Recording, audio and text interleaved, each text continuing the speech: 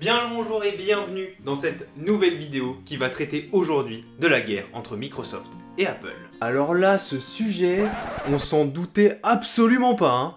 Là, c'est... surprise, surprise, hein. On a parlé de Microsoft la semaine dernière et dans cette vidéo, je vous ai évoqué la petite guéguerre, la petite querelle d'amoureux entre la fenêtre et la pomme. Et à la suite de cet épisode, vous avez été nombreux,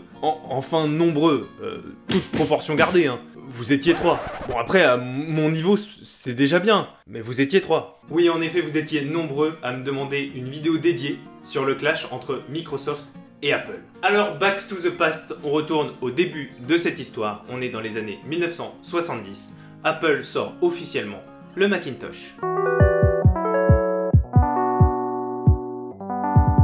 Le Macintosh, c'est la bécane révolutionnaire. C'est la première machine qui inclut une souris, déjà, rien que ça. Et en plus, qui inclut une interface graphique qui s'absout complètement des lignes de commande. Ouais, clairement un peu barbare, hein, les lignes de commande pour les néophytes. Hein. Ouais. Et à l'époque, c'est l'amour fou entre Microsoft et Apple. Et pour cause, ils sont associés. Microsoft travaille avec Apple et l'aide dans la conception du Macintosh, notamment sur la conception de logiciels tout aussi révolutionnaires que la machine en elle-même, comme Excel ou Word. Et quand je dis que c'est l'amour fou, c'est pas un euphémisme. Hein. Bill Gates, il déclare à qui veut bien l'entendre que Apple c'est révolutionnaire. It's a great machine. It's a step forward in terms of the way it uses graphics and the speed. And this is a machine that a lot of people are going to be able to afford. That's a very, very useful machine.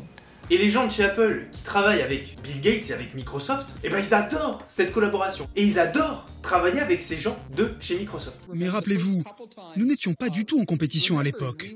Ils étaient nos alliés et nous aidaient à mettre au point le Macintosh. Nous nous entendions très bien et ils nous ressemblaient à bien des égards. Et on se rappelle qu'en 1970, il y a une société, leader dans l'électronique, qui compte bien concurrencer la nouvelle bécane d'Apple, et cette entreprise c'est IBM. Et du coup, pour lancer la concurrence, IBM il décide de lancer une toute nouvelle ligne de PC. Et il se trouve que Microsoft, ils se mettent plutôt bien, parce qu'ils travaillent à la fois avec Apple et à la fois avec IBM sur cette nouvelle ligne de PC. Oh, c'est des filous les gens de chez Microsoft, hein, quand même.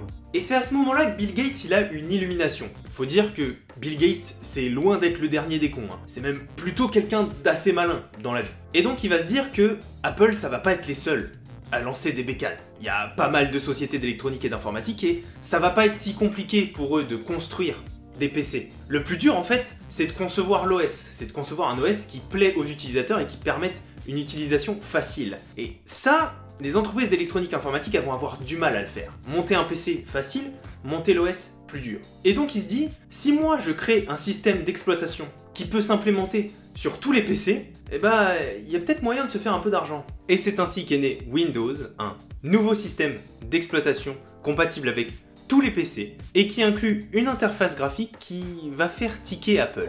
Je vous l'ai dit, Apple c'est eux qui ont inventé, entre de très grosses guillemets, les interfaces graphiques user-friendly pour les ordinateurs. Et le fait qu'un de leurs associés, qui a en plus collaboré au projet, décide de faire leur propre interface graphique qui en plus ressemble un peu à celle d'Apple, ça va pas leur plaire du tout en fait. Mais pas du tout. Alors attention, quand on dit que les interfaces se ressemblent, c'est qu'en effet ça utilise des fenêtres et des boutons. Voilà. Et donc, en 1988, Apple attaque pour la première fois en justice Microsoft pour plagiat. Le procès va à peu près durer 4 ans et avec tous les appels qui s'en suivront, la décision définitive, elle sera donnée qu'en 1994. Ah, c'est marrant, Apple il fait appel, c'est marrant non? Alors j'ai lu un résumé du procès, c'est aussi passionnant que c'est long à lire. Et pour éviter qu'on se mette à parler juridique pendant 30 minutes de vidéo, je vous laisse le lien dans la description si ça vous intéresse d'avoir le rapport complet. Et ici, je vais vous faire un résumé de ce qui s'est passé pendant le procès. Alors Apple poursuit Microsoft pour violation des droits d'auteur sur leur interface graphique. Tout ça pour empêcher Microsoft et donc Windows d'utiliser les éléments d'interface graphique que Apple considère être à eux. Les fenêtres, les menus, les icônes, etc. Encore une fois, je tiens à vous rappeler qu'avant qu'Apple sorte le Macintosh, les interfaces graphiques de type bureautique, ça n'existait pas vraiment. Et du coup, c'était difficile de statuer là où commençait et là où s'arrêtait le droit d'auteur dans ce domaine. Le tribunal a alors statué en vertu des lois sur les droits d'auteur qu'Apple ne pouvait pas obtenir la même protection que pour un brevet déposé sur l'idée d'une interface graphique. En gros, le tribunal il dit qu'Apple n'a pas le droit d'attaquer Microsoft en justice pour avoir repris l'idée générale d'avoir une interface graphique, mais qu'il aurait seulement le droit si en effet Microsoft avait volé leur identité visuelle. C'est-à-dire que les droits d'auteur dans le domaine des interfaces graphiques ne s'appliquent qu'à l'identité visuelle dans son ensemble de l'interface graphique. Cette décision va obliger Microsoft et Apple à vraiment travailler cet aspect de leur interface graphique, c'est-à-dire l'identité visuelle, pour éviter tout autre clash juridique entre les deux sociétés. Donc résultat, Apple va perdre presque tous les points du procès, excepté deux. En effet, l'icône corbeille et l'icône dossier se ressemblaient peut-être un peu trop, et là pour le coup ça touche à l'identité visuelle, et donc le tribunal va obliger Microsoft à changer leurs icônes pour être différentes de celles d'Apple. Mais sinon sur tout le reste, Apple ils ont tout perdu. Après tout ça, on se retrouve en 1995 et c'est une époque peu glorieuse pour Apple. Steve Jobs est viré d'Apple et le Newton, le nouveau produit phare d'Apple, est un énorme bide commercial. Par contre, chez Microsoft, c'est la fête absolue.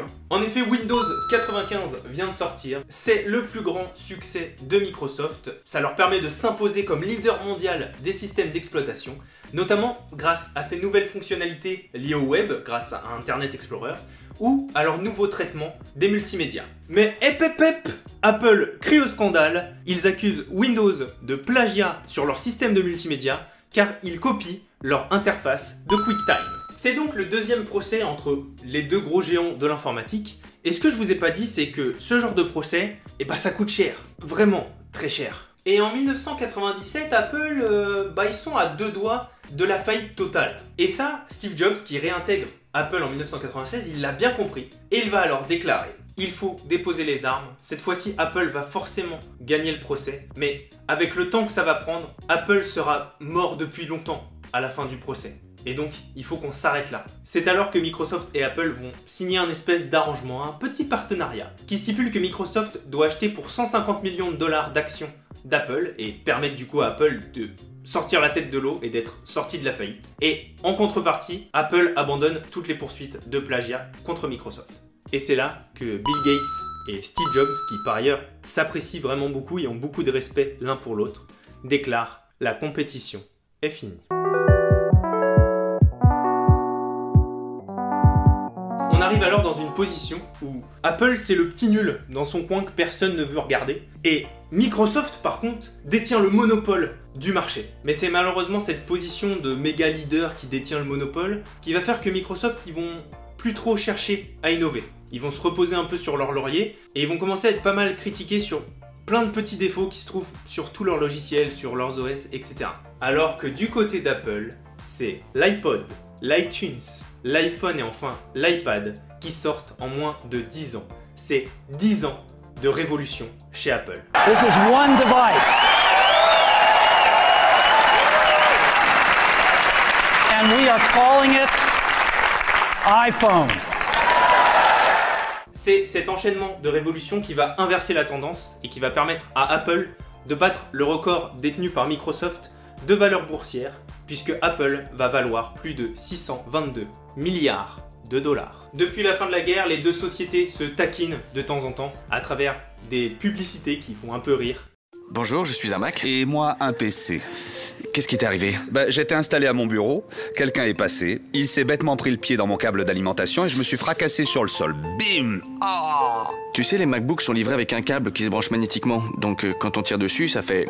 Et puis ça se détache tout seul. Et tout a été pensé comme ça, comme la petite webcam EyeSight intégrée. Je vois ma vie défiler devant mes yeux. Ok. Je vois un coucher de soleil sur un superbe champ de blé. Ce serait pas plutôt ton fond d'écran?